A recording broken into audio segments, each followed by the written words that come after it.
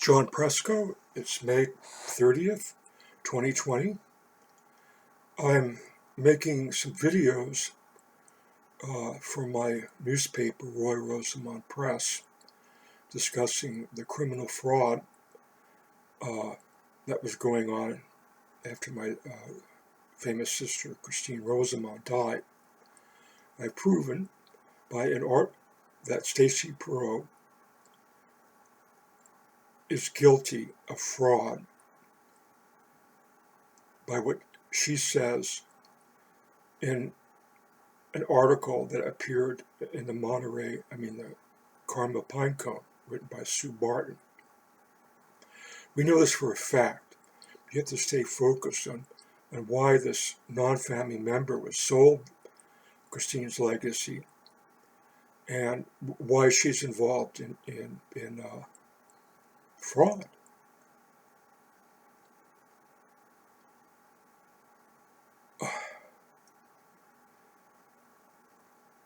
All day yesterday, I struggled with my post-traumatic syndrome. When I saw myself sitting here speaking to you, it was very weak. I took several naps. Like I say, I don't have a picture how my beloved sister died. We were extremely close. In fact, our relationship was a miracle. It's testified to our friends, the people who knew us. It was beautiful. So when you don't have a picture of someone dies, and we both suffer from post-traumatic syndrome due to the abuse we suffered by alcoholic, incestuous parents, it's like going down a dark alleyway. And you don't know what's down there, but you know someone you love died down that dark alleyway. But you got to go down that dark alleyway because you got to know. Because not knowing is making you very sick and is a threat to your life. 4 months ago, I had my first session with my new therapist, and I brought this book, When You Close Your Eyes by Tom Snyder.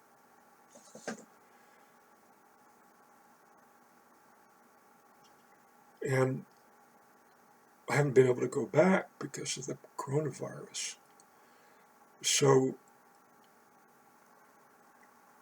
one of my therapists was a hypnotherapist, and he taught me how to hypnotize myself. And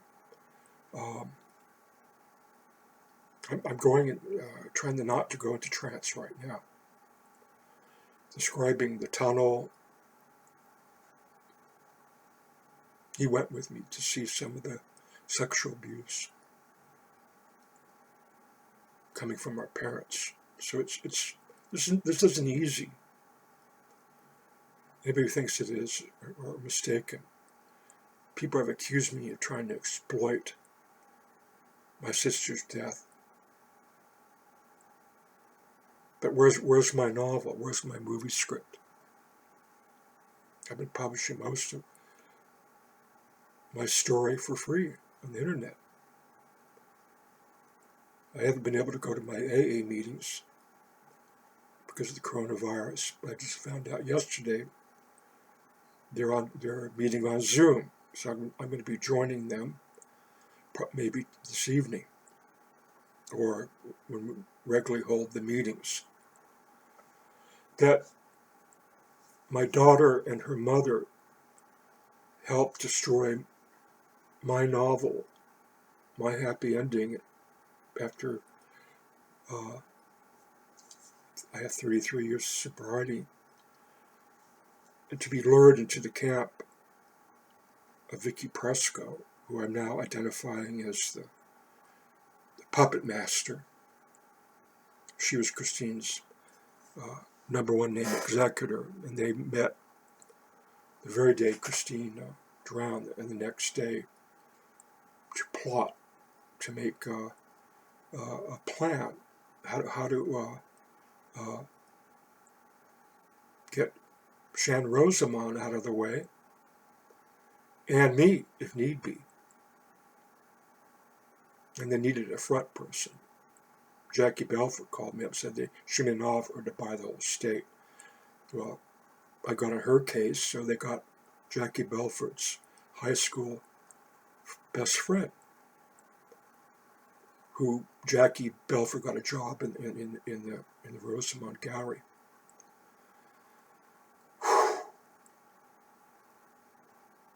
Just a front.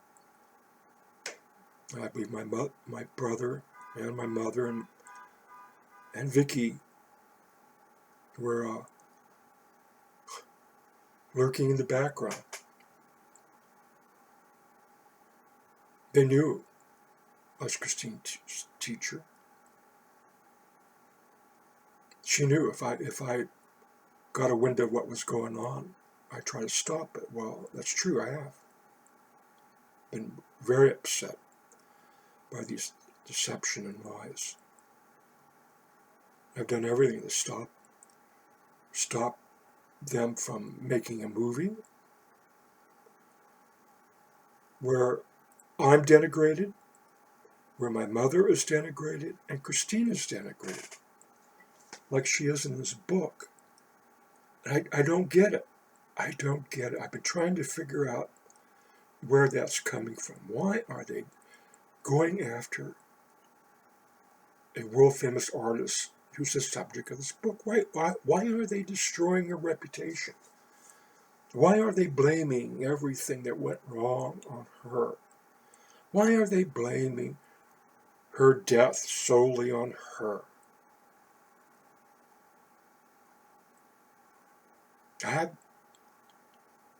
Vicky died, 5-6 months ago. I grieve for her.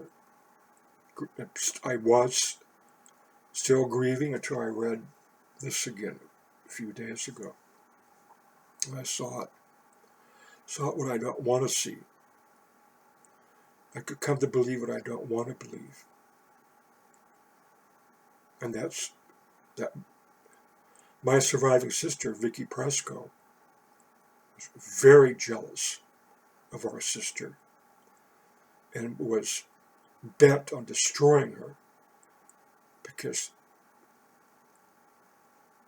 they formed a partnership with my father, Vic Presco.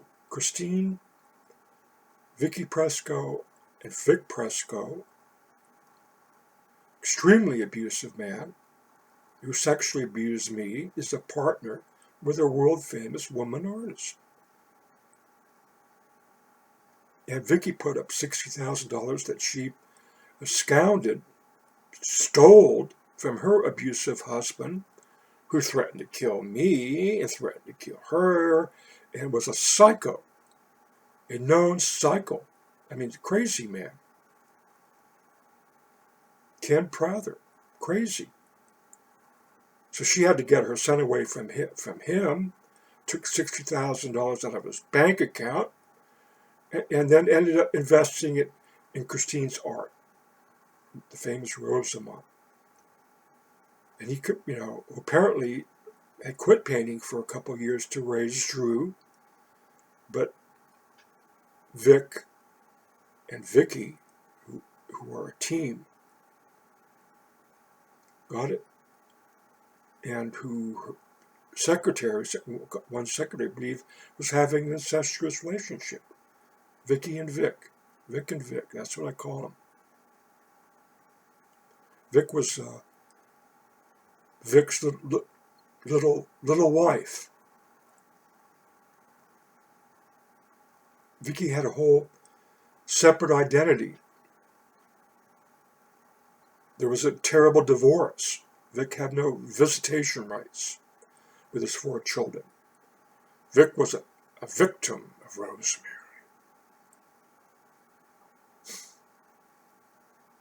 And Vicky was his redemption. Vicky would represent him in what used to be his family, but is Rosemary's family. Vic called me Rosemary's baby in front of his friends because I pulled a knife on him when I was 11, 12. And ordered him out of the house. He was drunk, and he was going to take Vicky on a drunken drive to Grandma's. 10 minutes of this, Jesus. Ugliness. Why are my sisters partners with a loan shark, criminal, abusive, physically, sexually abusive male? What is that?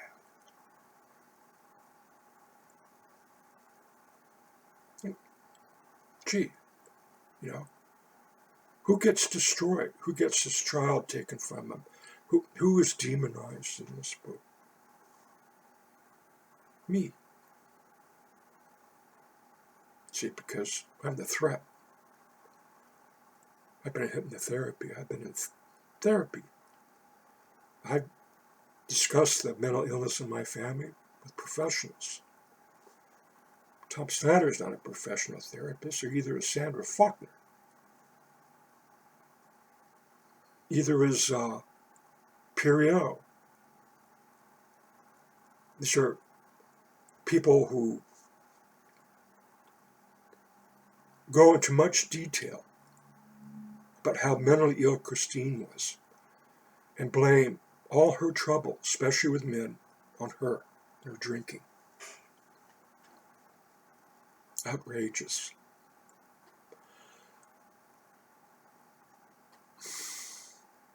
It just, from here, it just explodes in all directions into a cavalcade of insanity, absolute insanity. There's not a truth to be found anywhere. These people are frauds, absolute frauds.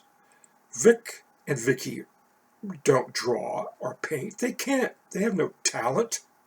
My daughter has no talent. Her mother has no talent. Her parents didn't have any talent. Mark Presco didn't have any talent. And Jackie Belford has no talent. And her best friend, Stacy Perot, has no talent. These people can't even draw a stick figure. Yet, they attach themselves to a world-famous artist that was vulnerable, that was suffering from extreme mental illness, from the abuse she suffered. It talks about her sexual abuse by her father. It talks about her alcoholism, how she drove good men like Scott Hale away who tried to help her, and how Garth Bettman was such a good husband, and he couldn't control her. She was out of control. This should be titled Gaslighting Rosamond, because that's what it is. This is a gaslighting book written by a man, who did it for money. Okay? In that movie Gaslight, the guy did it for these expensive rubies that were worth 50 pounds. I don't know how much Tom Snyder got, but that was his motive. Did he have any love for Christine? Nope, never met her. Did he have any love for Vicky or Mark or me? Nope. Just give me the money. I'll say fucking anything for money. Yeah. I want movie distribution right. I get some cut from the movie from my book, don't I?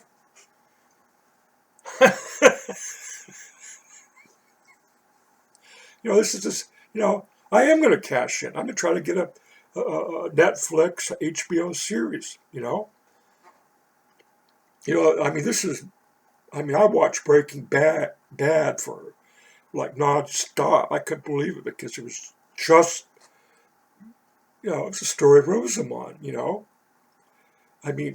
Exchange, Speed, the manufacturer of methadone, Speed, the best speed on the market, with the manufacturer of tens of thousands of Rosamond lithographs and prints, that were supposed to be sold for at least $450 a piece. You know, she had a whole garage full of unsold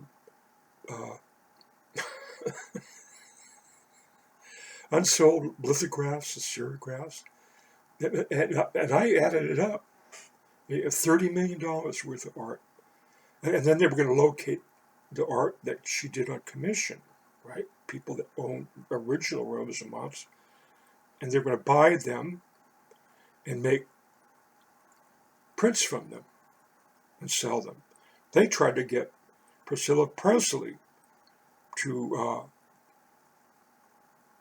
sell them the paintings she bought, I believe, at the Westwood Art Show. She said, no. Well, can we see an image of it? She said, no. She knew what was going on. She was married to Elvis Presley. She knew she was dealing with the rats that come out of the woodwork, the vampire bats that come out of the attic. She knew. She knew. My personal painting, that I love, and you're not going to get it. You're not going to get your hands on it, and you're not going to see it. You're not going to give an image of it. So, Stacy Perot, after she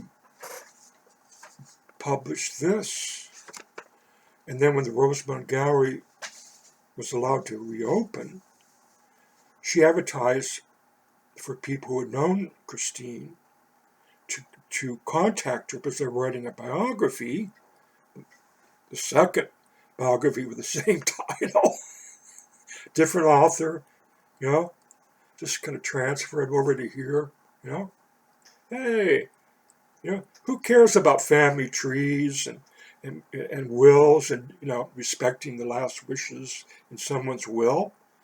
They knew Christine took Ira Cohen to court to stop him from, putting things on tote bags. See, I told them from the beginning. I says, did Christina have a will? Oh, yeah. Well, who's in the will? Well, her daughters. Who's the executor? Vicky. Who's secretary? Jackie Belfort. Well, Jackie Belfort, Vicky dropped out and nominated Garth Benton, who had a restraining order to stay away from Christine because they were going through a terrible divorce. Well, he's the father of Drew. Get it? So they all come in behind an 8-year-old child who suffers some mental illness and has very little communication with anybody because she's been isolated. She didn't go to her mother's funeral, neither did his father. Drew is in terrible shape. And when Vicky got sick 8 months ago, Shannon showed up in Bullhead City and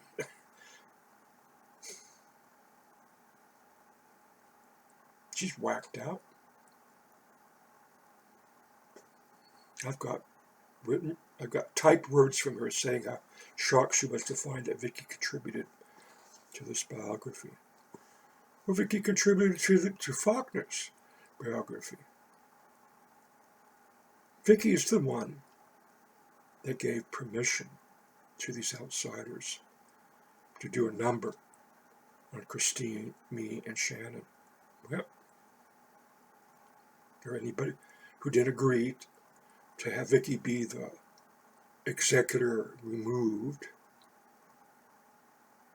a front person hired to be the owner, sold by a famous law firm, Carmel, this legacy which they destroy in this book. Wow. I mean, this is really a famous law firm. They put together the Buck Foundation, which funded alcohol justice, which is against alcohol abuse and the abuse of a recovering alcoholic. He's got 33 years sobriety. I had 7 when Christine died, and Christine had a year of sobriety to abuse 2 creative children who got into AA. It was really fraud. It's fraud. It's big time fraud. So I'm going to cut this one short, and I'm going to read how Christine became famous, and they should have never written it like this. Never, never, never, never, never should have revealed this. What I'm going to reveal to you and read. And I'm going to do so because this is part of my recovery program, which I shared with my therapist and my brothers and sisters in AA. I told them that I'm struggling with the things that outsiders wrote about our recovery and how they used it and employed it. And I will read the evidence.